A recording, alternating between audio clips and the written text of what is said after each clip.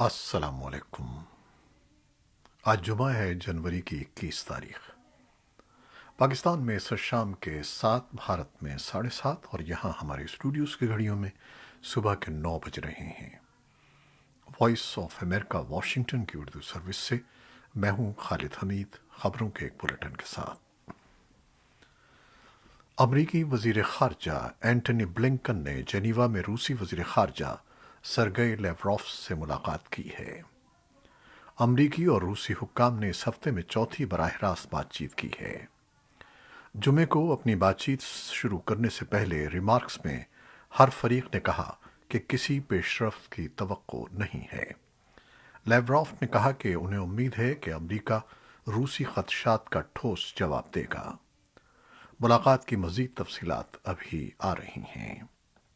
وزیر خارجہ بلنکن نے جمعرات کے روز اپنی جرمن ہم منصب اینا لینا بیئرباک کے ہمراہ اخباری کانفرنس سے خطاب کرتے ہوئے کہا کہ اگر روسی افواج یوکرین کی سرحد پار کرتی ہیں اور یوکرین کے خلاف نئی جارحیت کی کارروائی میں ملوث ہوتی ہیں تو امریکہ، اس کے اتحادی اور شراکت دار مل کر اس کا فوری اور بھرپور جواب دیں گے۔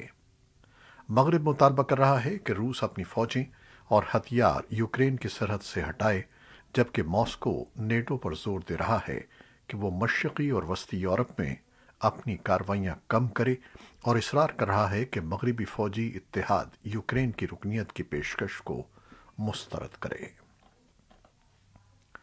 ترک صدر رجب طیب اردوان نے جمعرات کو انقرہ میں پریس کانفرنس کے دوران کہا ہے کہ وہ فروری کے اوائل میں یوکرین جائیں گے، اور انہیں امید ہے کہ وہ روس کے صدر ولادیمیر پوٹن اور ان کے یوکرینی ہم منصب ولادیمیر زیلنسکی کے درمیان ملاقات کرانے میں کامیاب ہو جائیں گے۔ خبر رساں ادارے رائٹرز کے مطابق روس اور یوکرین کے درمیان کشیدگی کے خاتمے کے لیے ترکی گزشتہ برس نومبر میں ثالثی کی پیشکش کر چکا ہے۔ تاہم اب ترک سفارتی ذرائع کا کہنا ہے کہ دونوں ممالک کو قریب لانے کے سلسلے میں انقرہ یورپی ممالک کی سیکیورٹی اور تعاون کی تنظیم OSCE کے آئندہ اجلاس کی میزبانی کرنے کے لیے تیار ہے، جہاں دونوں ممالک کے نمائندے شریک ہوں گے۔ ترک سفارتی ذرائع کا مزید کہنا ہے کہ روس اور یوکرین ترکی کی ثالثی کے لیے تیار ہیں، اور استنبول میں ہونے والے اجلاس میں یوکرین تنازع پر گفتگو کی توقع ہے۔ دوسری جانب روس کے صدارتی آفس کریملن کے ترجمان دمتری پیسکوف نے IA نیوز ایجنسی کو بتایا ہے کہ ترکی میں ہونے والے اجلاس کے حوالے سے ابھی تک کوئی تیاری نہیں ہوئی ہے۔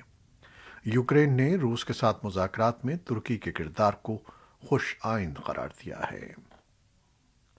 عراقی سیکیورٹی حکام نے بتایا ہے کہ اسلامک اسٹیٹ یا داعش کے شدت پسند گروپ کے مسلح افراد نے بغداد کے شمال میں ایک پہاڑی علاقے میں فوج کی ایک بیرک پر حملہ کیا، جس کے نتیجے میں 11 فوجی ہلاک ہو گئے۔ حکام نے بتایا کہ حملہ ضلع العظیم میں ہوا، جو صوبہ دیالہ میں بقوبہ کے شمال میں واقع ہے۔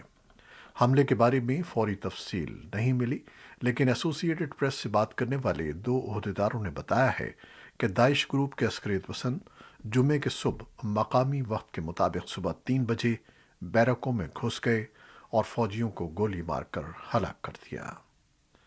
عراقی فوج کو نشانہ بنانے والا یہ حملہ حالیہ مہینوں میں مہلک ترین حملوں میں سے ایک تھا۔ شامی امدادی کارکنوں اور جنگ کے ایک نگراں ادارے کا کہنا ہے کہ شمالی شام میں ترکی کے حمایت یافتہ اپوزیشن جنگجوؤں کے زیر کنٹرول قصبے پر راکٹ حملے میں 6 شہری ہلاک اور 1 درجن سے زائد افراد زخمی ہو گئے ہیں۔ دونوں نے جمعرات کے روز کیے گئے اس حملے کا الزام شامی کرد زیر قیادت فورسز پر لگایا ہے، جسے امریکہ کی حمایت حاصل ہے۔ افرین کا قصبہ سن 2018 سے ترکی اور اس کے اتحادی شامی اپوزیشن جنگجوؤں کے کنٹرول میں ہے، جس سے پہلے ترکی کی حمایت یافتہ فوجی کارروائی نے شامی کرد جنگجوؤں اور ہزاروں کردوں کو اس علاقے سے نکلنے پر مجبور کر دیا تھا۔ شامی شہری دفاع کے گروپ وائٹ ہیلمٹس اپوزیشن کے زیر قبضہ علاقوں میں کام کر رہے ہیں، اور ان کا کہنا ہے کہ راکٹ حملے کے نتیجے میں افرین کے رہائشی علاقے میں بھی آگ لگ گئی۔ طالبان کی وزارت نقل و حمل کا کہنا ہے کہ کابل اور ترکی کی مشترکہ کمپنی کے ساتھ ہمارے دوسرے ہوائی اڈوں کی سیکیورٹی حوالے کرنے کی بات چیت میں پیش رفت ہوئی ہے۔ وزارت کے ترجمان امام الدین احمدی نے وائس آف امریکہ کو بتایا کہ کابل میں 2 روزہ مذاکرات کے بعد ترکی اور قطری کمپنی کے مشترکہ وفد کے ساتھ مذاکرات کا اگلا دور اگلے ہفتے کابل میں ہوگا۔ یورپی یونین کے نمائندوں کے ساتھ مفاہمت تک پہنچنے اور مسلسل ملاقاتوں کے بعد یورپی یونین نے باضابطہ طور پر کابل میں اپنا سفارت خانہ کھول دیا ہے اور عملی طور پر کام شروع کر دیا ہے۔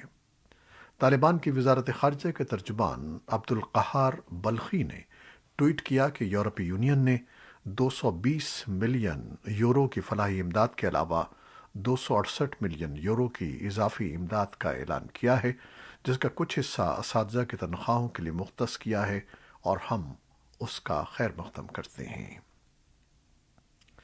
طالبان کی وزارت خارجہ نے صدر جو بائیڈن کے بیان کو سختی سے مسترد کیا ہے، جس میں کہا گیا تھا کہ افغانستان اتحاد سے قاصر ہے۔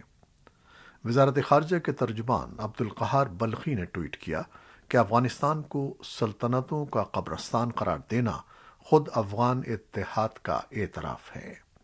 انہوں نے کہا کہ منقسم نہیں بلکہ متحد قومیں حملہ آوروں اور عظیم سلطنتوں کے زوال کا سبب بنتی ہیں۔ امریکہ کے صدر جو بائیڈن نے اپنی مدت صدارت کا 1 سال مکمل ہونے کے موقع پر وائٹ ہاؤس میں ایک پریس کانفرنس کرتے ہوئے نامہ نگاروں سے اپنی گفتگو میں افغانستان سے امریکہ کے فوجی انخلاء کے فیصلے کا دفاع کیا تھا اور افغانستان کو سلطنتوں کا قبرستان قرار دیا تھا۔ امریکہ کی طرف سے افغانستان کے بیان پر کوئی فوری رد عمل سامنے نہیں آیا ہے۔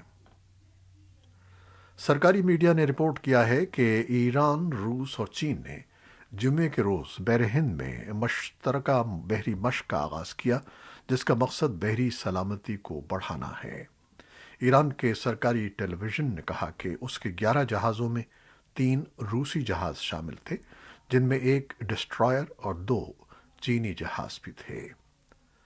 ایران کا پاسداران انقلاب بھی چھوٹے جہازوں اور ہیلی کاپٹروں کے ساتھ شرکت کر رہا ہے، اور رپورٹ میں کہا گیا ہے کہ یہ مشقیں بحر ہند کے شمال میں تقریباً 17,000 مربع کلومیٹر پر محیط ہوں گی، اور ان میں رات کی لڑائی، امدادی کارروائیاں اور آگ بجھانے کی مشقیں شامل ہیں۔